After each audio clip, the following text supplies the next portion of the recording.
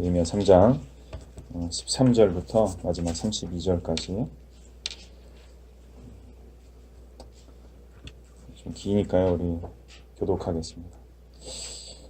골짜기 문은 한운과 산호와 주민이 중수하여 문을 세우며 문짝을 달고 자물쇠와 빗장을 갖추고 또 분문까지 성벽 1000규빗을 중수하였고, 본문으로 베들레헴 지방을 다스리는 레갑의 아들 밀기야가 중수하여 문을 세우며 문짝을 달고 자물쇠와 빗장을 갖추었고, 샘문은 미스바 지방을 다스리는 골호세의 아들 살룬이 중수하여 문을 세우고 덮었으며 문짝을 달고 자물쇠와 빗장을 갖추고 또 왕의 동산 근처 셀라 못가의 성벽을 중수하여 다윗성에서 내려오는 층계까지 이르렀고, 그 다음 베스 지방 절반을 다스리는 아사도의 아들 느헤미야가 중수하여 아이테의 뮤실과 마르세아 끝에 이르고 또 가서 만든 곳을 지나 유다의 집까지 이르렀고, 그 다음은 레위 사람 바니의 아들 르훔이 중수하였고, 그 다음은 그일라 지방 절반을 다스리는 하샤바가 그 지방을 대표하여 중수하였고, 그 다음 유다의 형제들 가운데 그일라 지방 절반을 다스리는 하사의 아들 마야가 중수하였고,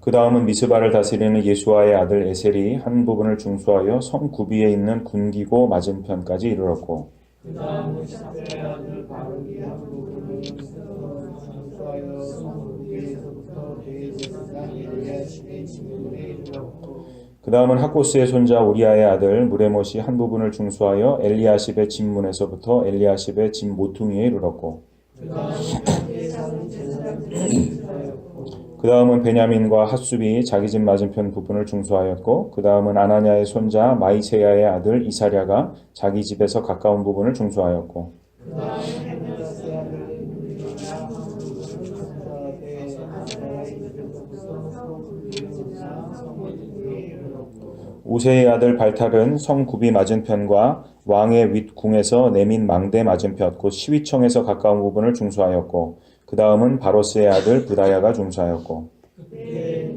그 사람은 오벨에 거주하여 동쪽 성과 마주대한 곳에서부터 내민 망대까지 이르렀느니라. 그 다음은 드고와 사람들이 한 부분을 중수하여 내민 큰 망대와 마주대한 곳에서부터 오벨 성벽까지 이르렀느니라. 아무리로부터 제사장들이 각각 자기 집과 마주대한 부분을 중수하였고, 그 다음은 임멜의 아들 사독이 자기 집과 마주대한 부분을 중수하였고, 그 다음은 동문직이 스가냐의 아들 스마야가 중수하였고, 그 다음은 스마야의 아들 하나나와 살라마의 여자들이 한 부분을 중수하였고, 그 다음은 벨라의 아들 무술람이 자기 집과 마주대한 부분을 중수하였고, 그 다음은 금장색 말기야가 하빗간 문과 마주대한 부분을 중수하여 느디님의 사람과 상인들의 집에서부터 성모퉁이 성루에 이르렀고, 성루에서 양문까지는 금장색과 상인들이 중수하였느니라. 아멘. 아휴, 길죠. 참 많은 사람들이 성벽을 함께 이렇게 지었습니다.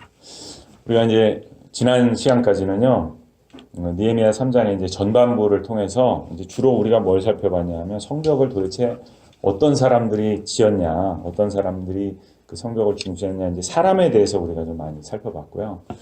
이제 오늘은 이 후반부 나머지를 다 하는데, 이제 이 후반부에서는 이제 사람의 면모를 살펴보는 거는 저희가 이제 그래도 어느 정도는 충분히 한 것 같아서, 이제 3장 후반부에서는 사람이 아니라 이제 이 성벽 자체, 그러니까 이 성벽의 구조, 성벽이 도대체 어떤 구성과 어떤 짜임새로 세워졌는가, 또 성벽이 이렇게 지나가는 그 길목에는 어떤 것들이 있는가, 그런 성벽의 어떤 전체적인 윤곽에 대해서 이제 오늘 우리가 살펴보려고 합니다. 시작에 앞서서 여러분 좀 질문이 한 가지 있는데요. 우리 교회에 이제 이 건물이 이렇게 있으면 건물에 이렇게 밖에서 들어올 때 뭘 열고 들어오세요, 여러분? 문 열고 들어오시잖아요. 우리 교회 건물에 이렇게 들어오는 문이 몇 개인지 아세요, 혹시? 쓰지 않는 문도 많이 있습니다. 다 합치면 몇 개인지 아세요? 대략. 대충 7개, 10개. 제가 알려드리면 놀라실 거예요. 14개가 있습니다. 제가 가르쳐드릴게요. 자, 입구에 가운데 문 하나 있고 양쪽에 2개 있고 3개 있죠? 자, 옆으로 오다 보면 지하로 들어가는 문이 하나 있어요. 그리고 옆문, 우리 이 문, 저 문 2개 또 있죠? 그리고 이쪽으로 돌면 이 문 하나 있죠? 여기에 계단 올라가면 2층으로도 문 하나 있죠? 그리고 옆으로 바로 돌면 지하로 내려가서 유아실 연결되어 있는 문이 두 개가 있어요. 그리고 부엌문 하나 있죠. 그리고 부엌 그 계단 밑으로 내려가면 거기에도 또 지하로 연결되는 문 두 개 있죠. 그리고 저쪽으로 돌아가면 저기에 그 성가대 옷 입는 그 문이 있죠. 14개 있어요. 모르셨죠? 또 있어요? 부엌문이 두 개입니다. 아, 그렇죠. 그걸 부엌문이 두 개, 15개네. 아니 그런데 쉬었어요. 아니, 부엌문이 두 개예요. 제가 하나만 셨어요. 부엌이 이쪽에 있고 저쪽에 있고 15개. 야, 그래도 목사님이 더 잘 아시네요, 저보다. 자, 문이 많습니다. 자, 근데 이렇게 문이 많은데요. 이 문이 여러분 용도가 다 있겠습니까? 없겠습니까? 다 용도가 있어요. 물론 우리가 사용하지 않는 문도 있어요. 당장은 쓰지 않는 문도 있지만 문이 거기에 달려 있을 때는 다 이유가 있습니다. 저희가 이제 얼마 전에 작년 말부터 시작해서 올해 초까지 이제 저희 소방 점검을 했거든요. 근데 이제 그 소방 점검을 할 때 그 소방관들이 교회에 오면 이 사람들이 꼭 체크업하는 게 있어요. 뭘 체크업하냐 하면 문을 체크업합니다. 그래서 문이 있어야 할 곳에 잘 있는지, 그리고 문이 잘 열리는지. 문이 있는데 문을 만약에 뭐 짐 같은 거로 이렇게 쌓아서 막아 놓잖아요. 그럼 그 소방 점검 패스가 안 돼요. 그러니까 이 문이 굉장히 중요합니다. 그리고 문이요, 이제 이 방화문 같은 경우에는 이렇게 밀어서 열잖아요, 안에서. 근데 손가락 두 개를 이렇게 툭 밀었을 때 열려야 돼요. 그러니까 아이들의 힘으로도 비상시에 열리면 열릴 수 있게. 이제 그렇게 아무튼 문을 이 사람들이 꼭 확인합니다. 그래서 문이 반드시 있어야 될 곳에 있어야 되고, 또 문이 열려야 되고, 아무튼 그런 것들을 잘 이렇게 하는데요. 자, 문의 용도를 우리가 생각해 봤을 때, 문이 이제 제자리에 있어야 되고, 잘 열려야 되고, 또 잠글 때는 잘 잠겨야 되고, 또 그 문을 통해서 우리가 사람이 들락거리고 통로로 사용하고 하는데, 자, 문이 여러분, 그 기능을 잘 한다는 의미가 어떤 의미일까요? 문이 아주 역할을 잘 하기 위해서는 문만 역할을 잘하면 될까요? 이 문이요, 꼭 그 역할을 잘하기 위해서 반드시 있어야 되는 게 가만히 생각해 보니까 있더라고요. 뭐냐면 지금 이 느헤미야 3장에 계속 이 사람들이 뭘 짓고 있어요? 성벽을 짓고 있잖아요. 벽이 없으면, 담이 없으면 문이 아무 의미가 없어요. 벽은 없고 문만 이렇게 덩그러니 있으면 뭐하러 문 열고 들어가요? 그냥 옆으로 이렇게 쓱 가면 되잖아요. 그래서 여러분 미국 집하고 한국 집을 비교해 보면 한국 집은 담이 있잖아요. 담이 있으니까 대문도 있고, 근데 미국 집은 담이 없으니까 문이 없잖아요. 현관문만 있지. 자, 이렇게 여러분 문과 담은요, 뗄래야 뗄 수 없는 관계예요. 문이 역할을 하기 위해서는 담이 반드시 또 있어야 되고, 담이 문이 없이 담만 있으면 뭐 어떻게 들어가요? 그러니까 문도 또 담도 그 역할을 하려면 또 문이 있어야 되고, 이 문과 담이 아무튼 뗄래야 뗄 수 없는 그런 관계입니다. 자, 그러면 이제 예루살렘 성벽으로 다시 돌아가서 예루살렘 성벽에는 문이 몇 개가 있었을까요? 3장 오늘 다 읽으셨으니까 문이 10개가 있습니다. 총 10개의 문이 등장하는데, 자, 이 문이 이렇게 쭉 있고, 이 성벽도 가만히 생각해 보면 이제 우리 건물하고 비슷한 거예요. 문이 10개가 있고, 그 문과 문을 뭐가 이어줍니까? 성벽이 이렇게 이어져야, 그래야 이게 이 성벽의 역할을 잘 할 수가 있고, 그것이 이제 이 예루살렘 성벽의 구조입니다. 자, 오늘 우리가 이제 읽은 본문 13절부터 읽었는데요. 13절, 14절, 15절에도 보면 문이 쪼르륵 나와요. 10개의 문이 나오는데 그 중에서 3개의 문이 13절, 14절, 15절에 이어서 나옵니다. 가장 먼저 어떤 문이 나오냐면 13절에 골짜기 문이 나와요. 골짜기 문은 여러분 아마 기억하실 텐데요. 느헤미야가 이제 예루살렘 성에 와서 성벽을 순찰하라고 밤에 혼자서 나갔던 문이 골짜기 문이에요. 그래서 이 골짜기 문은 통로입니다. 그 골짜기 문이 이제 그때 여러분 지도 제가 보여드렸었는데 예루살렘 성벽에 이렇게 서쪽에 있는 문이었는데, 거기 서쪽으로 딱 나가면 뭐가 있냐면 흰놈 골짜기라는 곳이 있어요. 그래서 그 골짜기로 드나드는 문, 그러니까 사람들이 그쪽으로 드나들고 왕래하고 오고 가는 그런 길목이 골짜기 문입니다. 그리고 이제 14절에 보면 분문이라고 나오죠.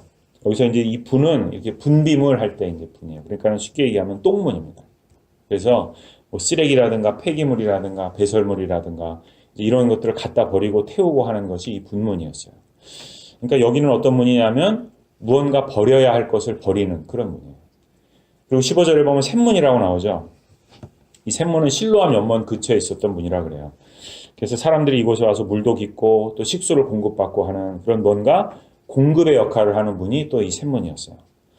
자, 우리가 이제 10개의 문에서 이제 불과 이제 3개의 문만 살펴본 거거든요, 잠깐. 근데 3개의 문도 살펴보니까 아까 우리가 교회의 문 살펴본 것처럼 다 각각의 역할과 의미가 있죠. 지금 보니까. 그리고 다른 역할들이 다 있어요.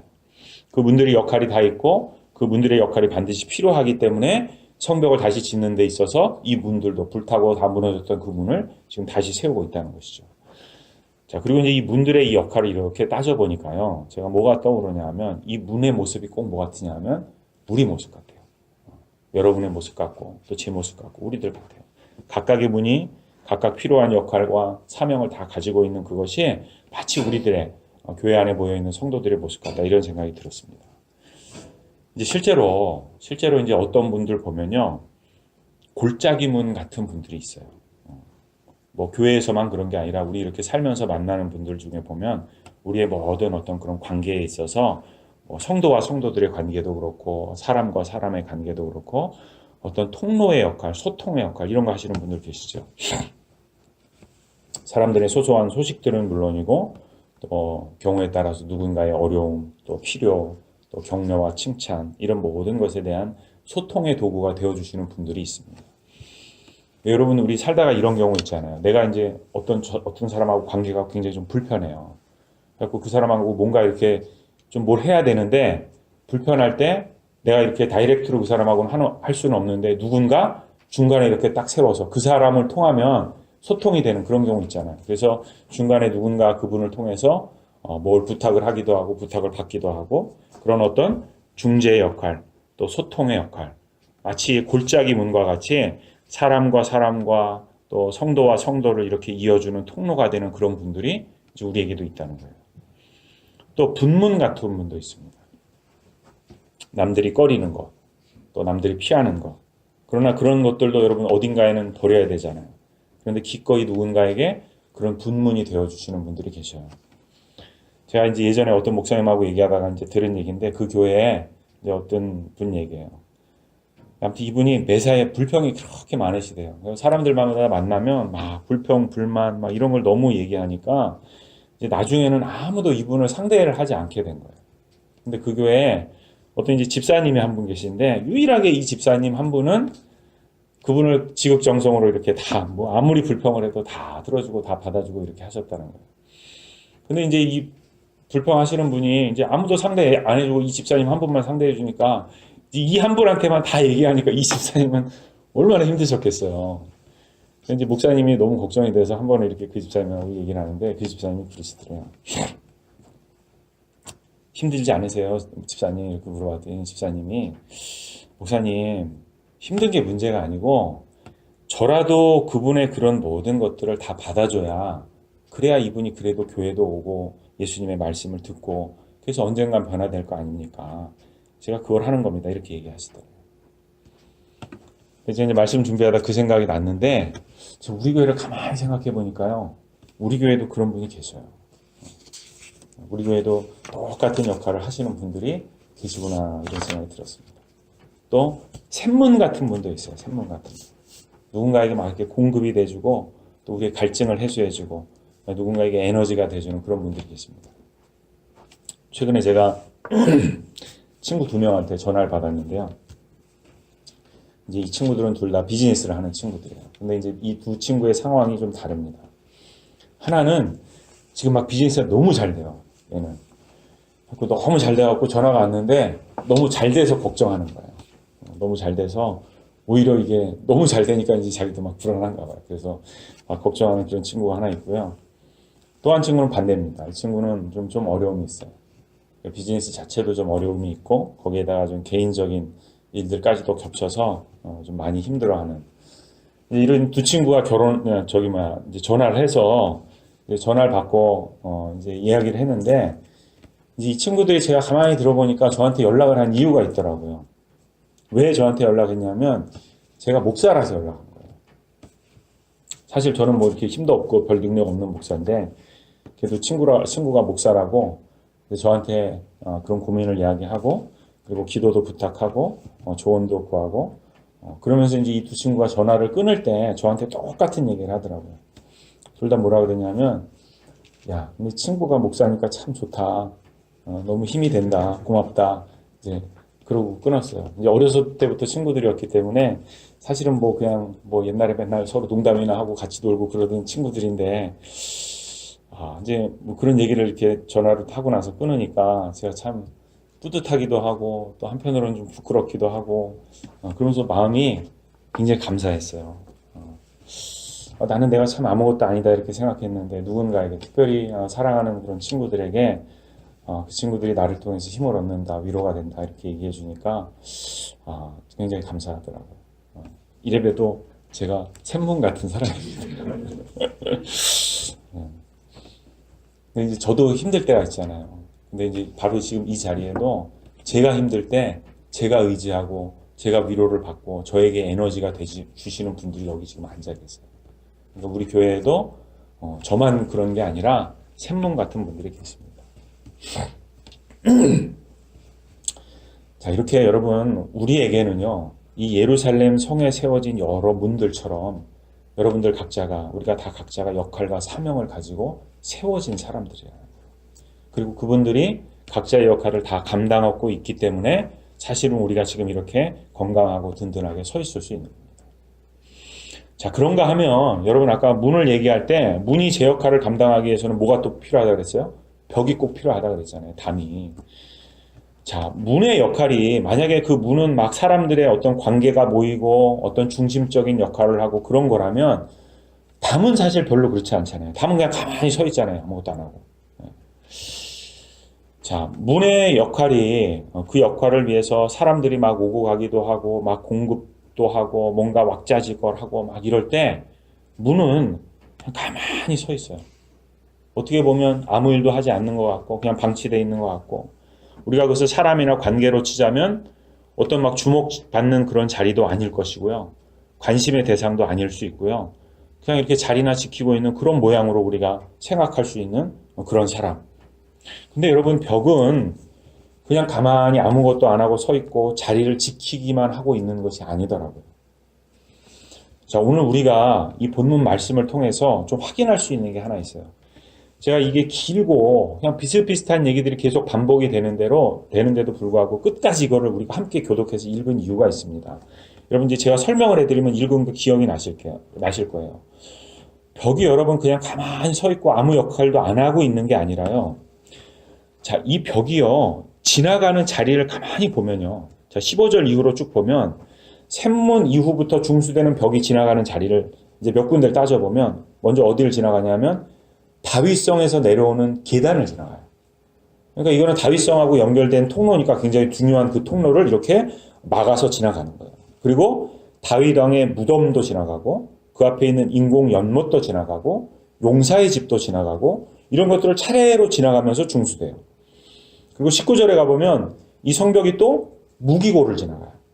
그 무기고는 뭔가 나쁜 사람들이 쳐들어오고 적들이 쳐들어왔을 때 무기를 꺼내서 막 싸워야 될 거 아니에요. 그러니까 굉장히 중요한 그 무기고를 보호하면서 지나가는 거예요.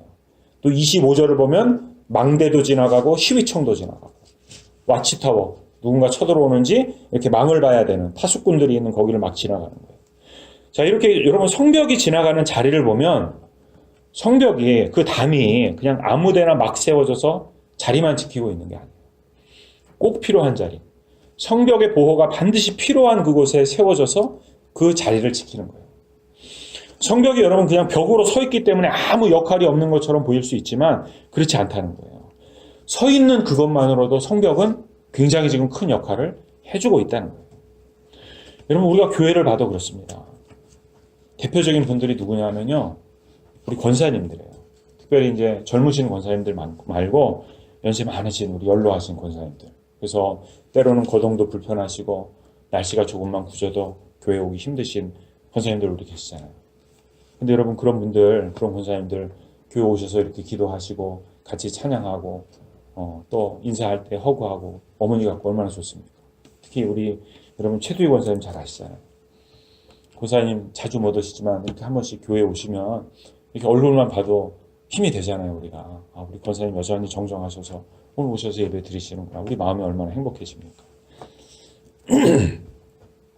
우리 담임 목사님께서 이제 권사님 최도희 권사님 이렇게 신방하시거든요. 근데 이제 가끔 가실 때 저를 한 번씩 데려가세요. 근데 이제 가보면 권사님이, 저도 사실은 병원에 가서 권사님을 많이 뵀거든요. 근데 이제 권사님이 이제 기억이 가물가물 하시니까 저는 또 보고 또 봐도 기억을 못 하세요. 근데 김대훈 목사님은 기억을 하세요. 그래서 목사님 가면 너무 좋아하고 너무 좋아서 막 우세요. 그리고 막 애기처럼 깔깔거리고 막 또 목사님 가시면 항상 이렇게 말씀을 같이 나누거든요. 말씀 나누시면 너무 좋아하고. 근데 제가 옆에서 이렇게 보면 그 모습만으로도 도전이 돼요. 그 모습만으로도 힘이 돼요. 아무 역할도 없는 것 같은데. 그런데 그냥 그 자리를 지키고 계신 그것만으로도 우리 교회에 힘이 되시는 분들이 있습니다. 여러분, 우리 교회가 작은 교회잖아요. 그렇지만 그럼에도 우리 교회의 구성을 이렇게 보면 젊은 분들도 있고 저처럼 이런 중장년들도 있고 또 우리 어르신들도 계시고 세대가 골고루 이렇게 있는 참 그런 좋은 교회입니다. 각각의 다른 세대가 각각의 다른 역할들을 다 감당하면서 우리가 교회를 잘 이루어가고 있는 것을 우리가 볼 수 있어요. 그리고 교회의 사역과 역할 우리가 보면 매년 비슷비슷한 것 같은데 보면 조금씩 바뀝니다. 그것이 바뀌고 진화하는 모습도 볼 수가 있어요. 어제까지는 뭔가 열심히 골짜기 문처럼 분문처럼 샘문처럼 막 이렇게 열심히 섬기셨던 분들이 이제는 그 책임을 후배들에게 이렇게 물려주는 그런 모습도 우리가 교회 안에서 볼 수 있고요. 그래서 어제까지 골짜기 문의 역할을 담당하셨던 그분이 이제 오늘은 교회의 담처럼 또 교회의 벅처럼 그렇게 자기의 자리를 묵묵히 지켜주시는 그런 우리 교회의 어르신들의 모습을 볼 수 있습니다. 또 뭔가 새로운 일을 맡아서 아직은 좀 어설프고 그렇지만 또 교회의 새로운 문이 되고 통로가 돼서 사명을 감당하는 그런 새로운 얼굴들도 우리가 볼 수 있습니다. 그리고 이제 그런 우리들의 모습을 이 예루살렘 성벽이 세워지는 모습과 또 우리의 교회의 모습으로 이렇게 투영해서 생각을 해보니까 우리의 모습이 어떤 거냐 하면 우리의 모습이 여러분 이런 거예요. 우리에게는 그 누구도 필요 없거나 역할이 없거나 의미가 없거나 한 사람은 단 한 사람도 없다는 확신을 가지게 되더라고요. 하나님께서 부르셔서 새빛교회 공동체로 세워주신 우리 모든 성도들 한 사람 한 사람이 다 한 영혼도 예외가 없이 우리에게는 다 너무나도 소중한 그 영혼들이다. 골짜기 문이고 샘문이고 뭔가 그런 문의 역할을 감당해서 그 사람이 큰 사람이고 그냥 저기 가만히 아무것도 안 하고 서 있는 벽처럼 있는 사람이어서 역할도 작고 아무것도 아닌 그런 것이 아니라 모두가 다 우리에게는 소중하다. 한 사람도 제외 없이. 오늘 여러분 본문 읽으시면서 여러분들이 이렇게 혹시 노티스 하셨을지 모르겠는데 이 예루살렘 성벽을 질 때 보면요. 어떤 부분들이 있냐면 성벽 이렇게 구탱이들이 있어요. 구석, 모퉁이. 잘 드러나지 않는데. 자, 그런 데를 진 사람들 이름이 나와요. 자, 구석구석 잘 보이지도 않고 티도 안 나는 그런 벽도 누군가에 의해서 다 세워졌어요. 여러분 한번 생각해 보세요. 성벽이 지금 이제 완성이 된 거잖아요. 완성이 되는데 만약에 그 성벽이 완성되기 위해서 저기 모퉁이 구석 잘 보이지도 않고 뭐 해도 티도 안 나는 그런 데는 뭐 잘 안 보이니까 그냥 내버려 두고 그냥 가자 이러고 비워놓고 가면 성벽이 완성되겠습니까? 완성 안 되잖아요. 그 자리까지도 다 채워져야 그 자리도 누군가는 메꾸어줘야 그래야 구석구석까지 보이지 않는 그곳까지 다 끊임이 없이 빈틈이 없이 이 성벽이 이어져야 그래야만 이 성벽은 완성될 수 있다는 거예요. 여러분 그것이 교회고 그것이 성도된 우리들의 모습이라는 거예요. 한 자리도 한 영혼도 중요하지 않은 사람, 중요하지 않은 역할이 없다. 그렇게 성벽이 끊어지지 않고 다 이어져서 오늘 우리 마지막으로 읽은 32절이죠. 성루에서 양문까지. 여러분 양문이 어디예요? 3장 맨 앞부분에 성벽 쌓는 일이 시작됐던 곳이 양문이에요. 자, 시작이 되었던 그 양문까지 다시 돌아와야 끊김이 없이 돌아와야 이 성벽은 완성될 수 있다. 여러분 우리 교회도 다르지 않습니다. 누군가는 골짜기 문처럼 그렇게 주목받는 그런 자리에 세워질 수 있어요. 또 누군가는 사람들의 어려움과 불평 그것을 다 듣고 다 받고 섬기는 그런 자리에 분문처럼 서야 될 수도 있습니다. 또 누군가는 영혼들의 어떤 공급이 되고 에너지가 되는 그런 자리에 설 수 있어요. 또 누군가는 그냥 벽처럼 겉으로는 별 역할이 없는 것처럼 보일 수 있지만 그렇게 서 있는 것만으로도 우리에게 힘이 되어주시는 분들도 있습니다. 또 저기 저 구석에 저 모퉁이에 보이지도 않고 드러나지도 않는 그런 자리를 지키시는 분도 우리에게 있다는 거예요. 그리고 그 어느 자리도 그 어떤 한 자리도 필요 없는 자리, 필요 없는 역할, 그래서 그냥 비워놔도 되는 그런 자리는 우리에게는 처음부터 존재하지 않는다는 거예요. 단 하나의 자리라도 그것이 이어지지 않고 끊겨버리면 이 성벽은 완성될 수 없다는 거예요.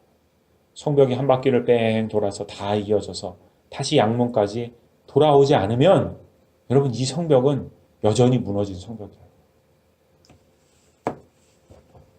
여러분 잘 아시는 고린도전서 12장에 그리스도의 몸과 지체로 교회를 설명하는 그 내용이 오늘 우리가 살펴본 이 내용하고 똑같습니다. 제가 고린도전서 12장 21절에서 23절 말씀을 읽어드릴게요.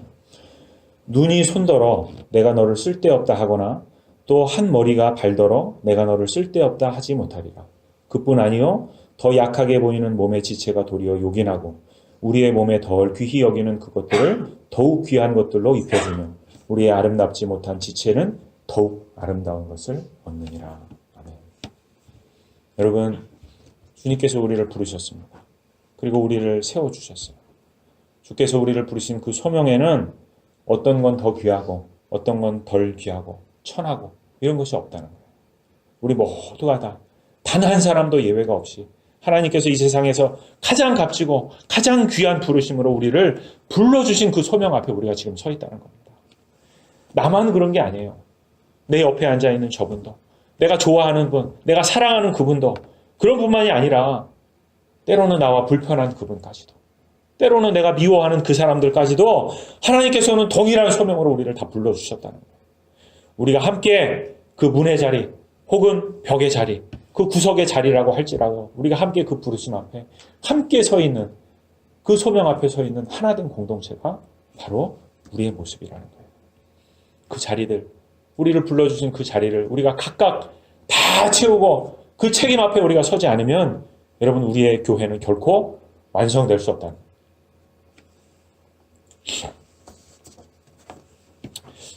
느헤미야를 작년 한 10월쯤에 시작하면서 계속해서 부흥에 대해서 얘기했습니다. 오늘 우리 집사님께서도 기도해 주실 때 부흥에 대한 우리의 소망에 대해서 함께 기도해 주셨습니다. 여러분 우리가 부흥을 어떻게 이루어 가겠습니까?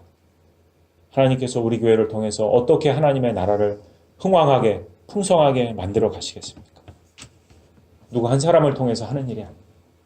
하나님께서 불러주신 모든 성도들 그 동일한 부르심 앞에 서 있는 각자가 가지고 있는 가장 소중하고 가장 값진 그 귀한 가치와 책임들을 우리가 감당할 때 그래서 우리가 서로를 더 아끼고 더 격려하고 더 믿어주고 더 기다려주고 그렇게 주님 앞에 주님의 약속 앞에 우리가 설 때 하나님께서는 우리를 사용하시고 우리를 통해서 하나님의 나라와 그 나라의 흥왕함과 부흥을 이루어 가신다는 거예요. 여러분 우리가 이 믿음을 가지고 힘차게 한 마음을 가지고 서로를 더 사랑하고 서로를 더 아끼며 서로를 더 믿어주며 한 마음 가지고 주님의 아름다운 교회를 완성해가는 그런 저와 여러분들이 되시기를 간절히 축원합니다. 기도하겠습니다. 하나님 감사합니다. 때로는 사람들의 주목을 받는 골짜기 문과 같은 또 샘문과도 같은 그런 귀한 자리에 서 있어서 우리로 교만하지 않게 하시고 때로는 저 구석에 보이는 자리에 있다고 해서 우리의 마음이 또 부끄럽거나 주눅들지 않게 하시고 동일한 소명으로 하나님의 교회 안에 우리를 불러주신 그 귀한 소명의 자리와 부르심의 약속 앞에 겸손한 마음을 가지고 설 수 있는 모든 새벽교회의 성도들이 되게 하여 주시고 하나님 우리의 소명은 어떤 자리에 어떤 모양이든지 주님 앞에서 가장 값지고 가장 귀하고 가장 소중한 그 부르심의 약속인 것을 우리가 믿음으로 한 마음을 가지고 서로를 인정하고 서로를 사랑하는 마음으로 주님의 귀한 교회를 아름답게 완성해가는 귀한 성도, 귀한 교회 될 수 있는 저희들 되게 도와주시옵소서. 감사하며 예수님의 이름으로 기도드립니다. 아멘.